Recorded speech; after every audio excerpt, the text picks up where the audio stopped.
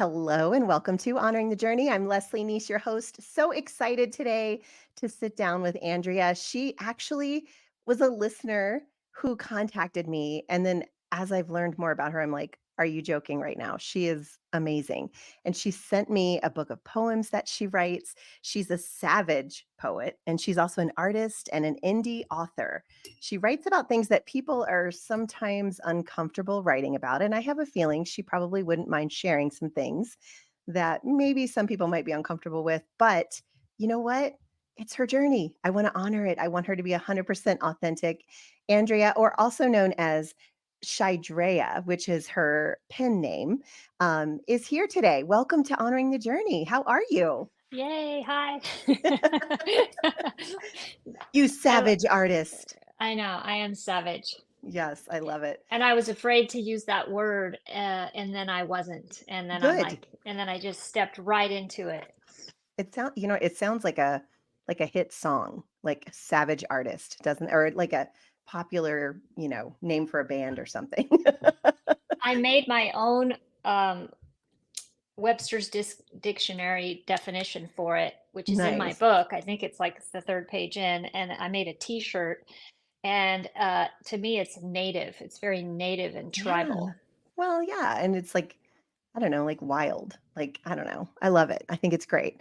But I'm Yeah. so excited to have you here today and learn more about your life and faith journey and where you're at now and what that looks like. Before we do, though, I like to ask my guests a question just to kind of get to know them as a person. And I don't know, I was thinking about like what would be fun for me to get to know Andrea with. And I think let's talk about movies. I love talking about movies because believe it or not, that tells me a lot about people. Like, what Mhm. movie is your go-to? Like, you could watch it a million times and never get tired of it. So typically, I can't watch movies on repeat, but I can answer that question. Um, what was the name of it? We watched it 8 times. Pitch Perfect. Oh, yeah. Oh, that's Pitch fun. Perfect. You love that. And yeah, that's a repeater. A Yep. repeater. So, And what is it I about that movie that makes you want to watch it over and over again? Well, my daughter started singing when she was a baby in the crib, and we noticed that she had a beautiful voice, and she did a lot of singing in her young life on stage and at school and things like that. And then whenever that movie came out, we watched it together, and it was one of those things you do to connect with your child, and so it's a Came alive. memory. And it Yeah. was so good that we just watched it over and over again because we wanted to watch the Oh. riff offs, and Oh, then we yeah. practiced the cup song, and uh you know and I so yeah. love it. That's so fun. You know what? There is something really special. I was just saying this to my daughter the other night. We went to a Sarah McLachlan concert, me and my Oh yeah. oldest. And when we went there, like it was so crazy because this was the music that she grew up listening to. This was the soundtrack of our lives. There's always somebody. Right now it's Gregory Alan Isaacoff. I love him. But then it was Sarah McLachlan and she knew all the words. And like she was 4 years old when Yeah. when this album came out, and so I just thought that was so interesting, and watching her sing and, the joy that she felt Hmm. connecting to her Hmm. childhood just made me bawl, and Hmm. it's like that when I take my other 2 girls to, like, a musical, and they get so excited, and just watching them I don't really care about musicals, but watching my girls watch a musical, Hmm. pretty freaking awesome, so I Yeah. totally relate to that. So I it's went to an magic. Ariana Grande concert with my daughter for her high school graduation gift, and she was crying during the concert, which was Oh, making me cry, but we were of so course. close to her, we could reach out and touch her almost. Wow, It that's was so fun. incredible. That's so Yeah. fun. Yeah, I So, think anything that it's true, like, talk to a mom, that's their favorite thing to do is watch their kid be happy. some moms, not all Well, yeah, moms. that's true. That is true. As a Yeah. matter of fact, Some moms have no idea what their children love or don't love, and that's unfortunate. it is very unfortunate, but, Yeah. well, our kid's got a mom who is obsessed with them, so I guess that's good. Yeah, that is good. So, I'm so excited to hear your journey. If you wanna just maybe start from the beginning, like, what brought you to this place? You are deconstructed at this Hmm. point, Fully. Yes. fully deconstructed, which Yep. is great. Eh Joyfully, happily healthily deconstructed. It's Yes. the best thing ever for me. Yes. Yeah, and I like that you said "for me" because I think that that's one thing I Mhm, love is hearing, "This is your journey. It's not right or wrong for anyone else," it's just mhm, so perfect for you. So mhm. let's start at the beginning. You were a Christian kind of growing up, is that correct? Yeah, my husband used a term once, and it's perfect. We're him and I are both cradle Christians. So you're Mm, born a Christian. You come out and you get that stamp, that branding. We are mm. Christians. It's that kind of a thing. So Yeah. you're in a family that's already indoctrinated and you just kind of go with the flow. Yes. Yeah. Okay. So And that so, but and I'll probably weave my husband into this because him and I are really doing a lot of reflecting together. So if that's okay, Of course, yeah, please. because I kind of want to share like that. I think it kind of comes together with this whole deconstruction journey. Is his Yeah. story and my story. The two combined make for the deconstruction, really. Um, and that is that I grew up in a household. I'll just call it a broken home, Mhm, a very broken home, lots of shifting, moving. Sometimes we move twice a year, different people coming in and out, different parents, stepdads, people, lots of chaos. um, and so I knew we were religious. I also knew our political affiliation as well because it was told to me, we are this, we are Christians, and you are this. And all the stories around that, like the rapture and the coming of Jesus and the mainstream narrative at that time. And I was born in the 70s, 1970 exactly. So mhm. you can do the math, right? Yeah. Younger than And me. barely. We would have waved each other at in the high Yeah, school probably, hallways. I yeah. would have been like, You're she's right. older than me. I want to be She's just so like cool. her. And I would have been like, "Aw, look at little Andrea." I was little, yes. So very skinny. And we grew up in poverty. My mom and her family came over on a ship from England, so I believe, a second generation immigrant. Um, and so there was a lot of poverty, and then add that to having no father in the home, even more poverty. And now you're religious and those things. But and I'm going to tie this together, is that we didn't go to church.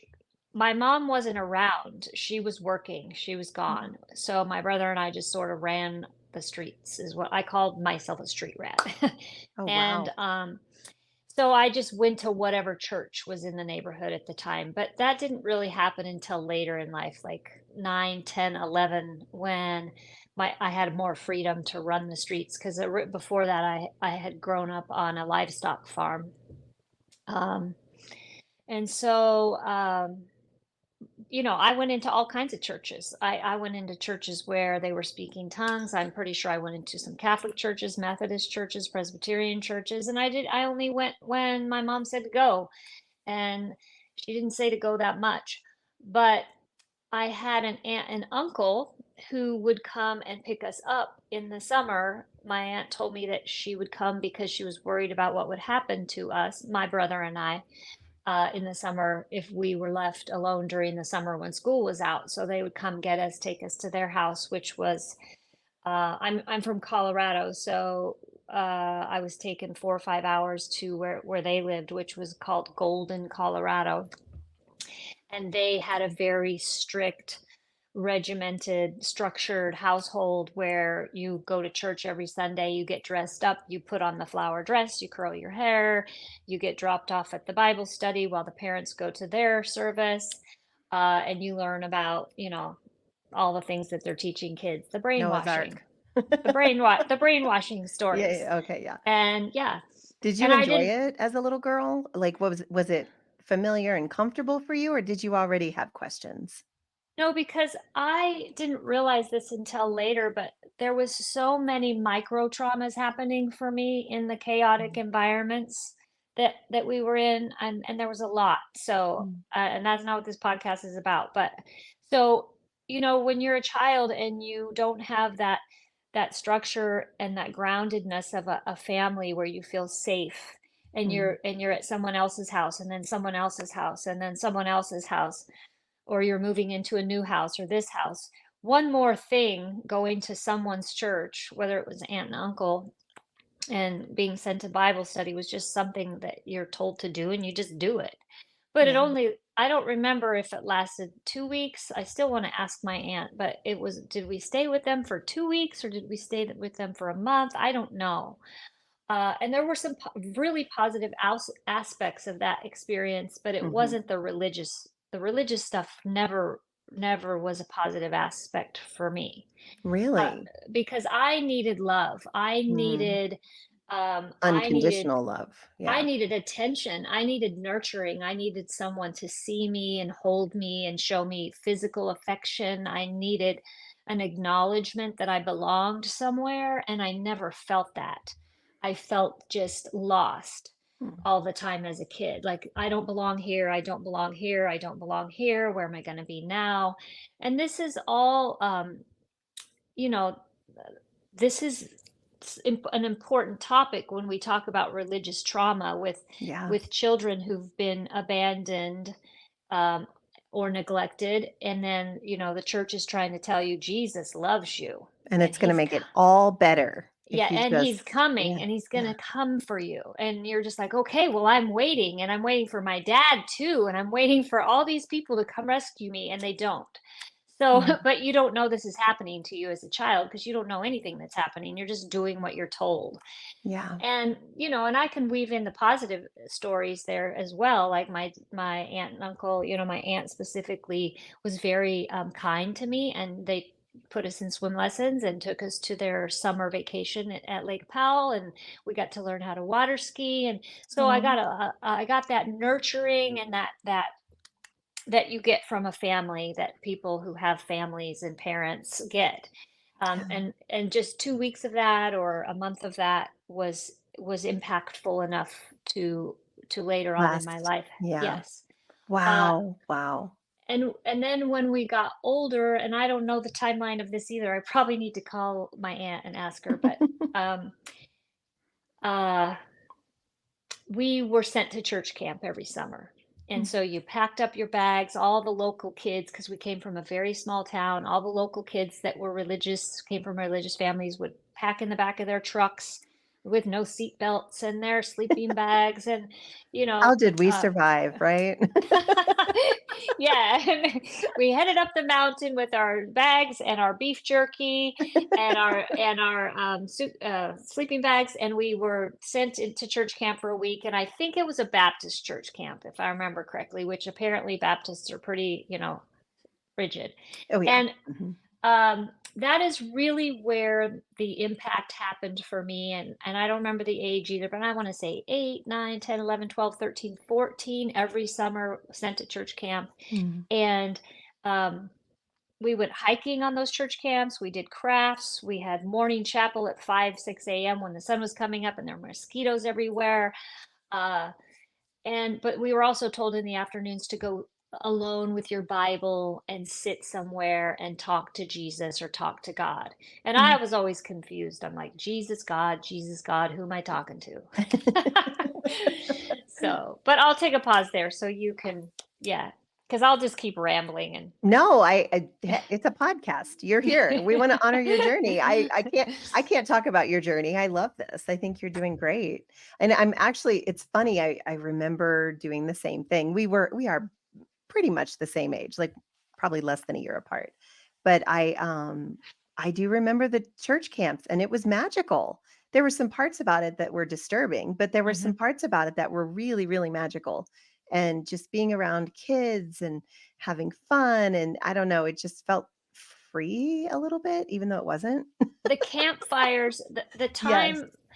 the time of me alone sitting out there with God, I think was really pivotal for me, because what it taught me was I think it gave me my intuition, honestly. I think that Mm, was when the seed of my intuition was planted. And being alone a lot as a child, I mean, I was alone all the time. I'd mm. say 70 to 80% of the time I was alone by Did you like myself. being alone? I did and I didn't. When you're a kid, you don't know any different. You know what Right. you know, but later on in life, I learned a lot about myself. I had hyper independence, hyper vigilance, a Mhm. lot of fear, but I also was a survivor of things, and so I had no doubts of my capabilities either. Like I worked 3 jobs, I put Yeah. myself through college. I would run from my car to my building to get in. Um, and so I had street smarts, Of and course you did. Yeah, I mean, especially not having, a big presence with your parents. So, I'm yes, sure that made you very savvy. it did. And then later, when you get older and you realize the impact that these things have on you, then your heart breaks wide open. Mhm. And especially when you have kids, you're like, wow. Yeah, and I think this is we are getting ready to enter the part about you that I am so drawn to. Okay. Is the way that you have I mean, you've basically reparented yourself. Um, you have acknowledged the trauma, and, I have your book. She has a book called A Poet's Playground, and there's something in it. Do you mind if I read something, Andrea, Read away. that you wrote? Because everything you're saying is reminding me of what I read, and this one really stuck out to me. It's a book of poetry, and listen, so easy to read. It's like not a lot of words on each page, but it's almost like a peek into your journal. That's what it reminds me of. Is that Yeah. about yeah, okay. It's my So pain all over the pages, it is, and and it's it's raw and it's real and it's relatable. Um, anyways, it's called Into the Flames. She said, I didn't know I could heal what I was taught to refuse. So pretending led the show, and perfection took the stage. I mastered the act and participated in the tale. I danced and swayed with sorrow as my soul kept calling. When the embers of expression turned into a raging fire, I honored and released the cries of my soul, and into the flames I went. I just got chills. And she has a quote on the opposite page that says, "Trauma singes lies within the soul." Why don't you tell me a little bit about that? Do you mind? mm-mm. Nope, but I'm getting emotional. No, I mean, I don't know how I didn't cry. I cried when I first read it. I think I was trying to practice so I wouldn't, but yeah, it's beautiful. It's beautiful. Um, like a lot of people, the messages that I received in my family of origin, which is something I've recently learned as a term, uh, Mm.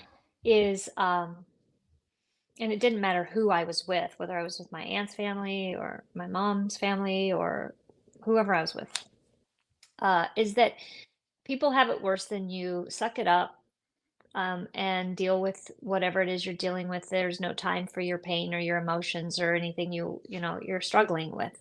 Mm. And that message was repeated over and over and over again, so much so that I learned to be a very um, I learned to shapeshift. I learned to be Mm. what I was supposed to be in the environments that I was in. So if I went into one environment, I'd be like, okay, I have to be this, and I would shapeshift and adjust myself accordingly. And then I go into another environment, like my aunt and uncle's environment, and it's like, okay, this is a strict religious environment. Now I have to be this, so I shapeshift again. And then And you didn't you go even to realize that's a trauma response. You didn't even realize it. no, I didn't even know. I only Wow. learned about all this trauma in the last 4 years because when I started writing that book, I was in so much pain. I wanted to end my life. And then I Mm. was trying to figure out why I wanted to end my life. And then I went down this rabbit hole of 4 years of deep trauma, research and healing, and finding really great psychologists that talk about my specific trauma issues, which Mhm. were neglect, abandonment, abuse, things like that. And I was still denying it. I was like, "No, that didn't happen to me. That didn't happen to me." But then as I learned more and more, I'm like, "Oh yeah, that did happen. And that is a Mhm. thing. And here's the language for that." And then I had to learn about self-compassion, and I didn't even know what that was either because that doesn't So exist in my important. family of Yeah. origin. There is no compassion.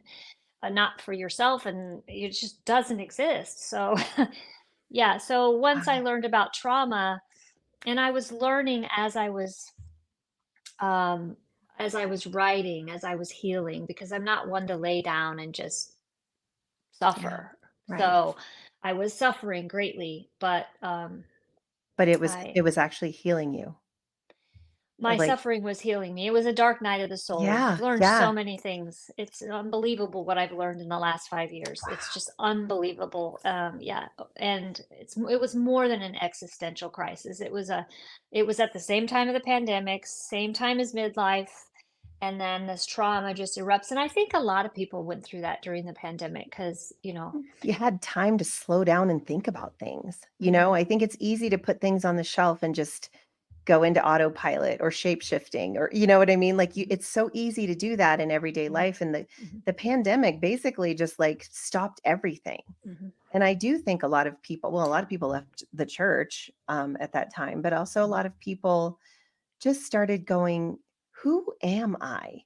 mhm. And What what do do I I believe? believe? Yeah. What do I believe? And what is real for me? And Mhm. is that okay? And And interestingly, I was teaching yoga. I had a studio that I had opened and I was teaching yoga. And then the pandemic happened. And for every yoga studio on the planet, you were not allowed to teach anymore. You had to Mhm. shut the doors. And so I was doing underground yoga, which I can say that now, with all my students and friends that would just come over to Yeah. my studio at first, which I had to shut down because I couldn't keep paying rent on it then at my house. And then I was also teaching free classes online on a Facebook group, and I was good. I was like, I'm good, I'm good. And then I wasn't. It was like Mm. all of a sudden I'm treading water in an ocean, and something comes and grabs my ankle and just bam, yanks me all the way to the bottom. And I didn't even know what was happening to me. And I reached Wow. out to family, and they didn't want to have anything to do with it. They were like, we don't know Really? what your issue is, but sorry. And so I was Do you know what left. it was? What was the breaking point where you were like, "Okay, something's pulling at my ankle?" Like, what I was it that think happened? I think as I reflect now, it's interesting. The farther you get away from an event, sometimes the epiphanies start to happen if it's Mhm. not too long. But my husband and I sold our home that we raised our kids in, and that was an interesting a turn of events as well because there was something going on with me internally, and I was like, I can't stay here anymore. I can't keep staying home being a stay-at-home mom and selflessly sacrificing myself for everyone's causes. Yeah. And so we moved, and there was a series of events that happened, and I was trying to get back into the workplace. And I have a very diverse background and skill sets, and education. So there was no reason why I could not get employed. I've had my own businesses. I have plenty of education in so many different areas, but I was not having any luck, and there was just rejection after rejection after rejection. Mm. And then the shutdown happens, and I'm still teaching yoga because yoga, you don't make money teaching yoga. It's a You do it sevadar, because which you is love it. it's Yeah. a service to Yeah. others, Yeah. and it's like you get a stipend. Yeah. I know, I've been teaching fitness for 32 years. I get Oh it. yeah, okay. Yes, exactly. Yeah. And so I was like, well, I need to write my story so I can, because everyone was saying, well, you have to write about your story. You got to tell a story about yourself. And then I think that was the the monster Mm. that grabbed my ankle and pulled me under because I went back to my childhood that I wasn't looking at, that I was bypassing. This is Yes. the monster. I'm holding Yeah. our book up right now. Of Yes. course, the book that was attacked by my dogs, I apologize. You can see it's frayed around the ends, I but yeah. love it. It fits the book perfectly. Yeah, exactly. Well, there is something in your book too. I hope you don't mind if I read one more part, and I'll ask your permission. Well, I guess you don't care. You put it in your book. I You guess can you. ask me anything, and I'll tell you. You can ask me the most personal stuff, and we will turn this into a comedy show real quick I because love I'm it. in midlife, and so Well, I know, right? You just start to not really give a crap nope, about don't anything. You're care. like, yeah, I'm Mm-mm. an open book, whatever. I got Yeah, nothing. But this particular one, it really revealed to me the depth of pain that you felt as a child with parents who seemed to be a bit distracted. a Um, parent. I didn't have a any parent. parents. Yeah. Yeah. I mean, it was so you wrote a letter from them to you. And I feel Mhm, like this particular, the one I wanted to read is the Be Free, My Child mhm. letter, because I felt like, is that something that you wrote as if you were writing it from their perspective? to Mm-mm. you as a child? It was sort of like I was writing them a letter from all versions of myself. And Mm. so when you heal your inner child, which is something I'd never heard of either, and now I Yeah. have, and I'm like, oh, that's a thing. um, you go back and you heal the 5-year-old version of you, the 7-year-old version Mm, of you, the teenage version of you. But then somebody said something impactful to me once, was that you need to go back and honor the 20-year-old you and the mm. 30-year-old you who was I was raising my children alone. I had no support emotionally, financially, physically, in any way. And so I needed to honor all parts of me. But so when I wrote that letter, it's sort of like all my voices were coming in at the same time. It was like different periods of my life, that voice of me was saying, "Dear mother," and this is how I felt. And then you could kind of see like Yeah, it's like this is beautiful. my child, but my adult version was speaking all at the same time. This one, I'm gonna go ahead and read it. It's called A Fake Letter. From my blood parents who should have protected my heart, who chased their desires, started new families, and never realized the mess they left behind or the scars they left all over my heart. That in itself kills me. But then Mm, I read the letter and I was destroyed because I just mm, realized I don't think we realize the impact that we have on our children.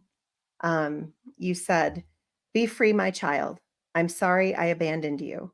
I was ignorant and selfish. You deserved so much more. I am sorry I am still not showing up for you. I'm sorry I did not hold you in your pain. Sorry.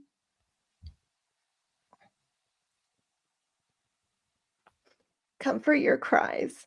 Protect you when you were scared. Fight for you when the world was fighting against you. Or support you in the way a child deserves. I'm sorry I was distracted and absent, chasing my dreams and things that are of no value in the end. I'm sorry for leaving you to hold yourself up and tend to your fragile heart. I'm sorry I neglected you. I'm sorry I was harsh and unkind and made you fearful and responsible for my actions, my words, and my neglect. My behavior, my anger, and my absence should not have been yours to carry, but you did. That was unfair and too much for your innocent heart. I'm still your parent. You are not mine. It was never your responsibility to carry my burdens, my pain, or my choices. It's not your responsibility to take care of me, fix me, heal me, or chase me until I see your value. I have so much to make up for, but I am busy and selfish, and I've run out of time. So be free, my child. Free the anguish that grips you. Release all the burdens, the voices that said you were broken, flawed, not good enough, and not worthy of our love or our time. Release the trauma that keeps you up at night. Create new experiences as though you are a child once again, and try not to look back. Bring the people with you that see you, support you, and love you in the way you always deserved. Keep them close, for they will fill the void that creeps into your soul when you think of me. Let me go, child, because I cannot be there for you. Let me go because you are worthy and you are whole. Neglectfully, your blood. And she crossed out respectfully and warmly. And she crossed out mother and father. So it was neglectfully your blood. I think if you're a child who grew up in a broken home at all, mhm. what an incredible um I don't know. I I have experiences myself where there was some neglect by one of my parents. And reading that was like, ooh, it brought stuff up. It brought it up Mhm, again, just mhm, thinking when kids go through something like I was explaining to my kids the other day, I'm so sorry that I brought you up and I taught you that you were nothing without mhm, God and that you are, and I was like, I'm so sorry. I'm so, and they're like, Mom, we're fine. We're fine. And mhm. I was telling a friend about it and she was like, well, of course they're fine. You apologized. She Yeah. said, so many people Mhm, don't get that. mhm, And the way that that healed them and affirmed them by me just saying, "I'm sorry," mhm, and really meaning it. mhm, Actually saying probably a little too much. They're like, mhm. "Alright, enough, mom, you're fine." Here's the thing I've learned about apologies Yeah. is that I've heard apologies. I'm sorry. I'm sorry you feel that Right. way, or Right. I'm sorry I hurt you, but you need to get over it. Um, and so that's what I believed, right? So again, bypass it, push it down, and that's all I Yep. did, pushed it down. My Bible verse was Proverbs 17:22. That I lived by that Bible verse. A cheerful heart is good medicine.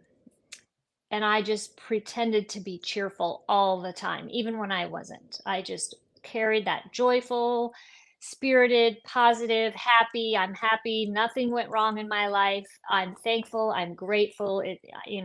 I live in an amazing country and life is amazing, but it doesn't, the trauma's there. It lives in your bones. It lives in your blood. It's there and it shows up, and it shows up in the choices that you make and the conversations that you have and the triggers that show up, and that's what I've learned this last 4 years. It was in my relationship with my husband, Mhm. because when I met him, he came from a very strict, controlled, regimented Catholic family.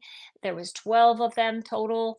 And we started arguing the day we started dating, pretty much because he was like, "I'm Catholic," and I'm like, "Well, I'm Christian," and he's like, "I'm Christian too," and I'm like, "No, you're not. You're You're Catholic," and Catholic. he's like, "Well, Catholics are Christian." I'm like, "No, they're not," and we're arguing about that, and then it set us up for such a road of a very hard relationship about that involved religion, and yeah, and then this, and we're trying to talk about religion here. Yeah. Yeah. Right, so yeah. So when you wrote that letter, the pretend letter or the fake Yeah. letter, Yeah. um, Now that I listen to you read it, I realize it's almost like my parent, that book you were was parenting really. yourself. Yeah, yep. Yeah. I'm like, I am my fiercest advocate now. Yeah. And I haven't been my whole life. I have not been advocating for myself. I've only been shape shifting to make other people comfortable so that I don't harm them. And Mm. now I'm only advocating for myself Mm. and my adult self and my inner child and all the ages in between so that I don't ever harm myself again, which is why I'm totally fine about being deconstructed, because religion harms people, and it especially harms people who have come from trauma. I Yeah. mean, you go tell children who've been pulled away from their families that Jesus is coming to save them. No, they want their parents. Yeah. You're traumatizing them over and over and over Yeah. again. So, yeah, No, I no, I'm good. remember thinking, I wish Jesus would just wait until I can like have a family and, have Mhm, children. I wanted to be a mom and a wife and I wanted to grow up and, experience life and mhm, just live it. And I was always so afraid he was going to come back real quick. And then I mhm, was going to not even get to experience it. I mhm, remember being a kid and praying, please, Jesus, don't come back until, you know, mhm, I can have a family because I don't mhm, I don't think it's fair. Why mhm, wouldn't I get to experience that? mhm. And then that had to create some sort of trauma in me to think at any Yeah. minute I could just disappear Mhm, and it would all be over. mhm, And yet that's what we prayed for too. So it was just mhm, an odd mhm, dichotomy, like mhm, two different, it's like I really want it to happen, but then mhm. again, I kind of don't. And then you feel bad about that. So that adds to the trauma. So you probably had a little bit of that too. You said you came up in some rapture theology. Well, what happened was when I got into my 20s, graduated college, met my husband, I wasn't really practicing religion. I was just going to school and doing my thing, like a lot of religious people do. They wear their cross, but they're not doing anything to practice a religion. Yeah, You know, true. I see it Mhm. all the time. And I think people wear the cross as some sort of a protection, a symbol. It's saying this is who I am, right? And I had a cross too. I had Bible and a cross. I never wore dead Jesus on my neck because I didn't want dead Jesus on my neck. It was just a plain cross. Yeah, the one where he But already kinda, like, was resurrected from. yeah, Yeah, yeah, I don't want his dead body on my yeah, cross. yeah. And I can laugh about stuff now. My kids and I, we make jokes now that just brings us so much joy. But when I met my husband's family, they did not. I was at his house. We were dating. We were engaged, and we had just gotten engaged, and there was a fight that broke out upstairs, and one of the in-laws downstairs said, they're fighting about you, right? And I was like, no. And so I left the basement and went to the bottom of the staircase and stood there. And there was an argument between my husband and his parents and one of his siblings about me, and that he could not marry me. And I won't go into the details, but I didn't realize until I went through this healing period how that was another micro wound, or a wound Mm, that I just pushed down and used it as an opportunity to prove my worth to them, that I belonged. And they didn't want him to marry me because of two reasons. I wasn't Catholic, and I came from a broken family. Now, if you come from a broken family, that should be the reason to embrace someone. And yeah. and the child in me that was so excited, because this is what one of the reasons I chose my husband is, he was my boyfriend in middle school, but there was a 10-year gap between when we reconnected, or an 8-year gap when we reconnected. And we were both in college, and I went to see him at his house where he was living with 5 guys on his football team, and he had this picture of his family on his nightstand, and it was all of his siblings and his parents, and it was on his nightstand. And coming from my background, nobody in the home, right? Mhm. I was just mesmerized. I was like, "I want that." He's like, "This is my family. I love my family. They're everything to me." And I was like, "I want that. I wanted that family system." And so I was excited. And then fast forward to the argument that breaks out, and they don't want me. They don't want anything to do with me. And I was able, based on my upbringing, to push that aside and be like, "That's fine. I'll prove to you that I'm worthy." But the truth is, what it did is it took that abandoned child in me Mm. and added more wounds. And then later, fast forward, oh, well, let me just skip back for a second. I had to go through an annulment process with the Catholic Church that was even more traumatizing, because I had been married briefly at age 18 and 19 and got divorced. And the Catholic Church had me fill out like 7 pages of my marriage in detail. They wanted my sex life and all the details. And on a blue, Wow. it was a blue packet of paper. It was like blue, like the color of, I don't know what color it was. It was a blue packet, and I had to answer every question. And then I had to go back and go through an interview process. And then they said, "Well, we're going to put this before our whatever, the people that make the decisions, the higher decisions, Mhm. about whether they were going to approve my annulment, and I could marry my husband," because his family said that they wouldn't be coming to the wedding if there wasn't a priest present.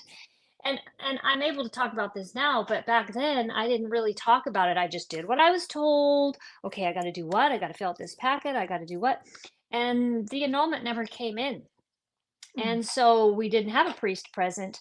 But then after we got back from our honeymoon, the annulment showed up in the mailbox, and I was like, "Oh, well, oh, well, I Well, guess we're not really married." And then we got all these letters come in from his family saying that they didn't bless or honor our marriage, and it was not valid in the eyes of God.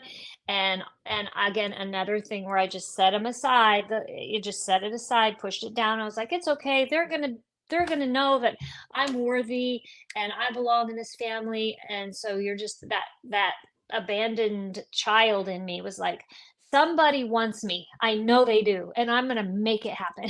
do you do you think I'm just curious because I think once you're told something for a while, you begin to have, like, this narrative in your mind, true or Mhm, not true, that mhm, this is true. Like, so mhm, anytime you were neglected or refused or mhm, mhm, rejected, mhm, um, it probably you were like, "Well, of mhm, course I'm being that makes sense, but I know what to do now." So it was almost like it fit the narrative that you had at this point probably convinced yourself was mhm. true, was that you weren't worthy.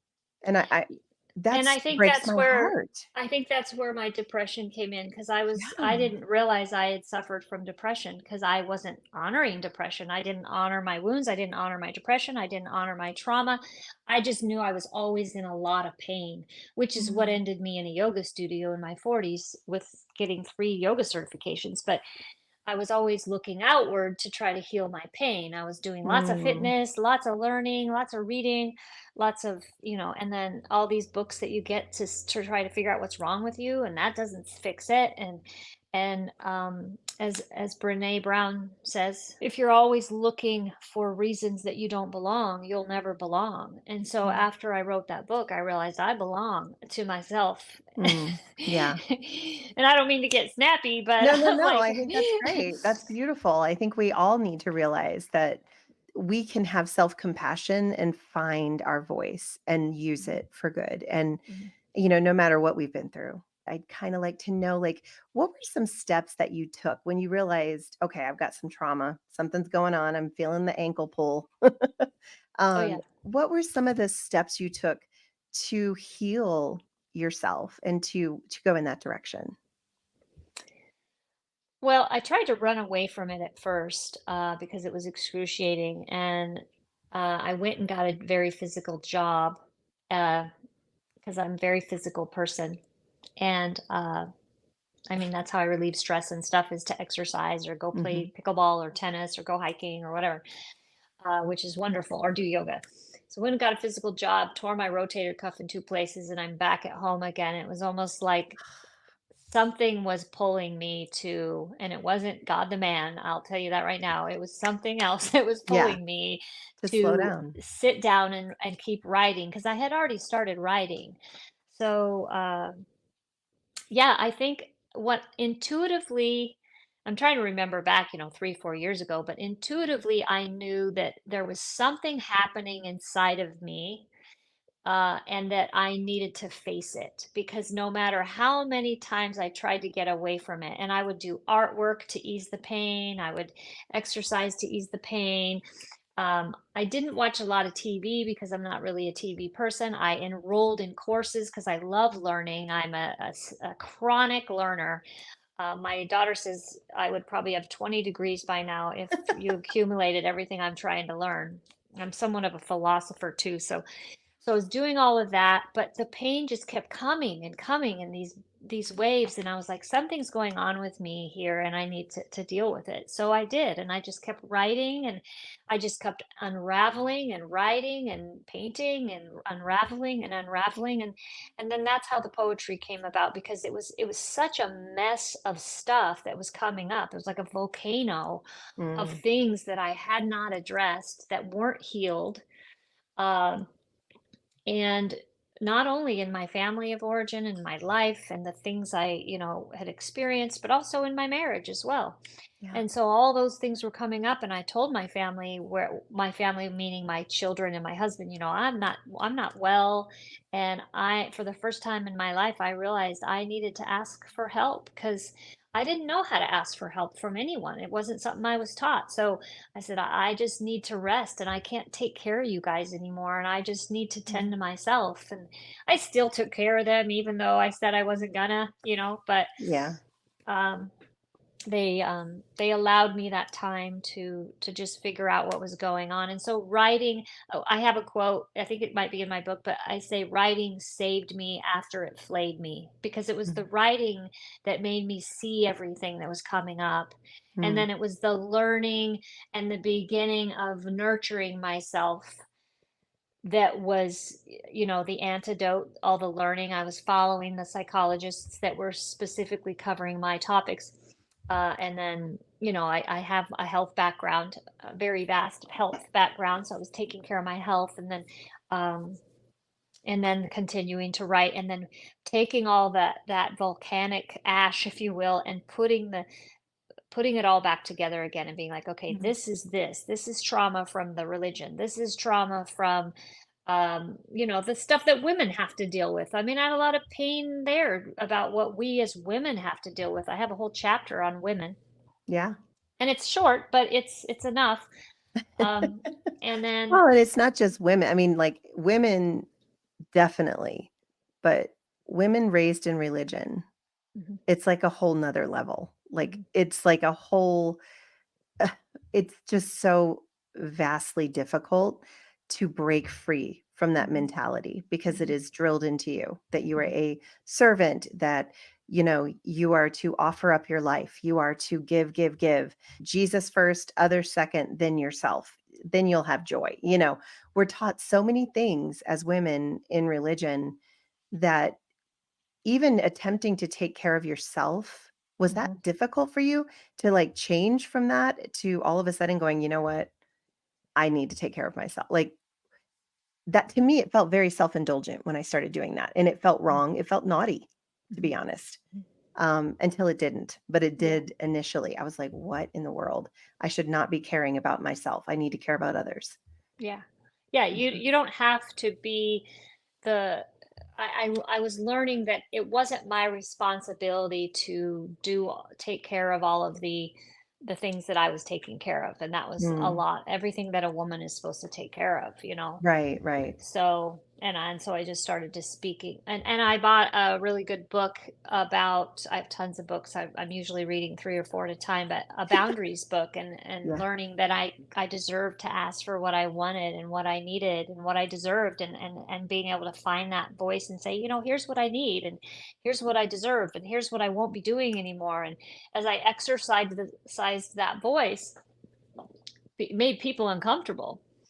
Yeah. And well, wait a minute. Even my daughter was uncomfortable. She's like, well, wait a minute, and it's like, no, no, I really, and then after they got used to it and I just kept repeating myself over and over again, it was like, oh, okay, she's serious. Like Yeah. she's choosing herself. And I had to find a way to communicate that during the healing period, but I had to become very disciplined and responsible in my healing, and I still am. I'm still doing it. It's a full-time commitment for me now. I have a career now in writing and healing, and my passion is healthy relationships Mhm. um and having and nurturing relationships in a way that's healthy and sustainable. And my little family that was once very religious, my kids and I, I took them to home. I homeschooled them. We did all the church stuff. We wore the church shirts for about 10 years. The blood of Jesus with his crown and God's last name is not damn it t-shirts and all the things. We are now all deconstructed, and we're doing really, really good. And Oh, I'm thankful. Yeah. wow. So that was my next question is your family on the same page? And it sounds like they are. Isn't that just the best? Is Like, so the best. We make jokes now. I'm not yeah. afraid to say a curse word anymore. Like I Mhm. cursed when I was younger, but when I was raising my kids, I tell people there was a whole 10 years where I didn't cuss at all Same. because I Yeah. didn't want them to hear any cuss words. Right. That was me. Yeah, I cleaned it all up for him for a long time, Yeah. probably 15, 16 years or so, maybe Mhm. more. Yeah. Um, but yeah, it's really amazing. Did you go to any therapy or anything, or did you just do the research and kinda did it yourself through your writing? No, no therapy. We couldn't afford therapy, but now I see the value of therapy in a way, but there's a wave of self-therapy going on now where you can it's like self-healers. There's a therapist called Nicole. I don't know what her last name is, self-healing. I think when you really and I'm reading, Gabor Mate and Nedra Tawwab and all these. Vienna Pharaon has The Origins of You. And one of my favorite podcasts that I follow is called Calling Home. It's about estrangement issues. Like, there's so many therapists that are covering topics that provide constant, valuable resources to Mm, people that you don't have to go sit in an office and just sit there. But I yeah. did make contact with a therapist. There's a couple therapists that are using my book in their offices, and they've left me reviews because the way that I write, it puts the pain that you feel on the page, and a lot of Mm, people have a hard time using their voice, and so, um, but this one therapist that I have went to see, she said, "Call me when you need to vent, when you just need to unload mm. and just get all of it out." And and I thought that's a great idea. She's not going Yeah. to solve my problems, No, but therapists don't. They just yeah. help you solve your own.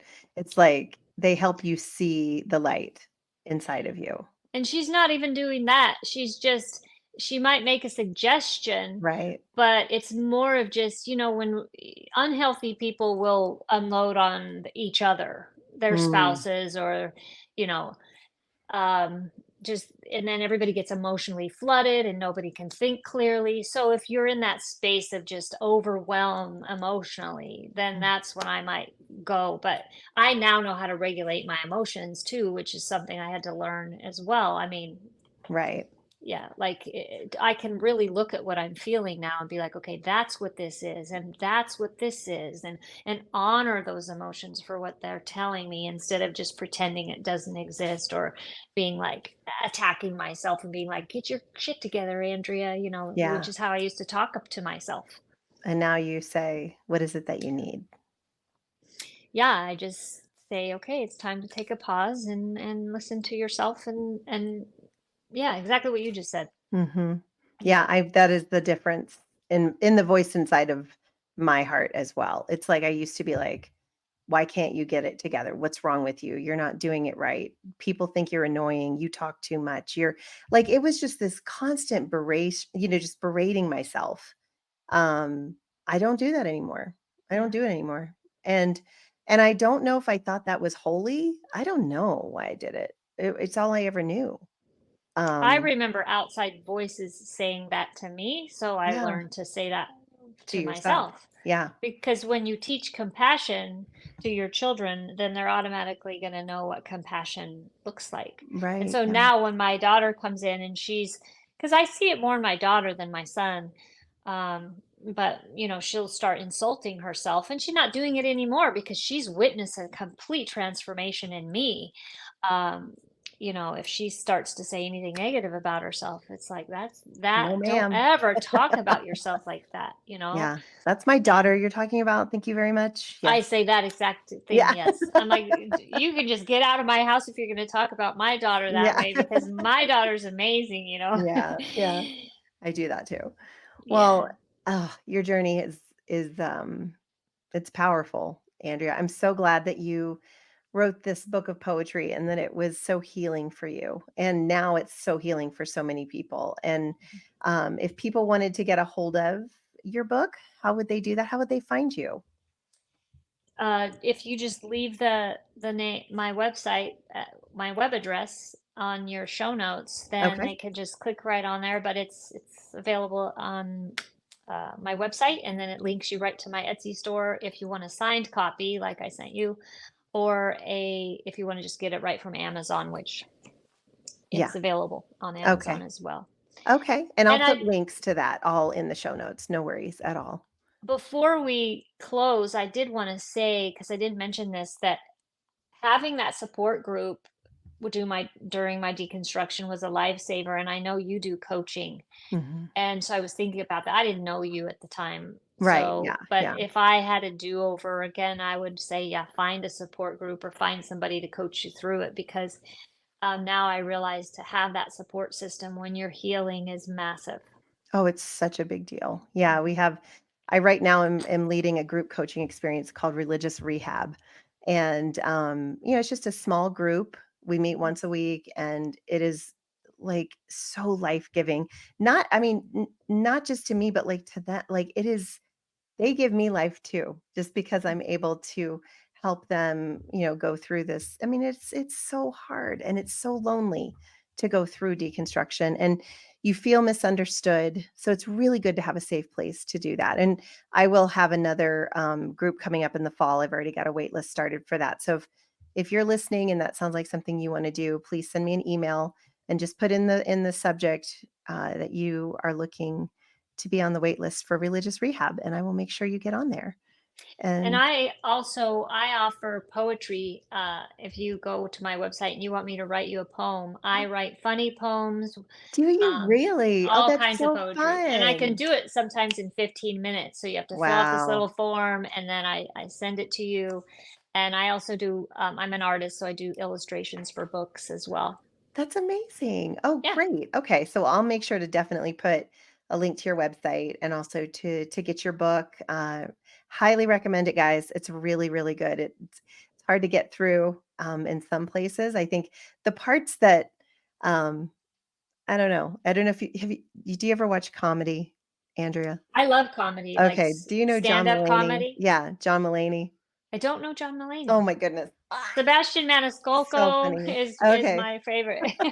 Well, John Mulaney has this bit where he said, like, somebody is making fun of something, and he's like, "But that's what I'm sensitive about." And I'm I like, need to "Look." write that down. Yeah, Is it he's so Mulaney? funny. Yeah, Mulaney. He used to be a writer for Saturday Night Live. Um, Okay. Now he's so funny. He does this one thing. It's a bit about, a horse in a hospital.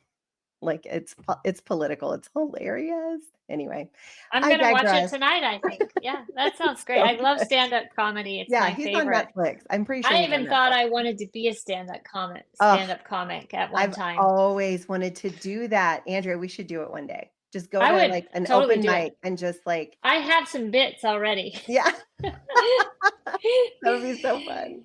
Oh, I would do well. anything like that. I'm a brave, dangerous person. Same. Yeah, now that we have found our voice, we don't know how to not use it, I guess, but Yeah, anyway, well, thank you so much. I honor your journey, Andrea, and appreciate yours your too. time and just everything that you brought to the show today. I appreciate it so much, and I know Thank the you. listeners do too. Yeah, thank you.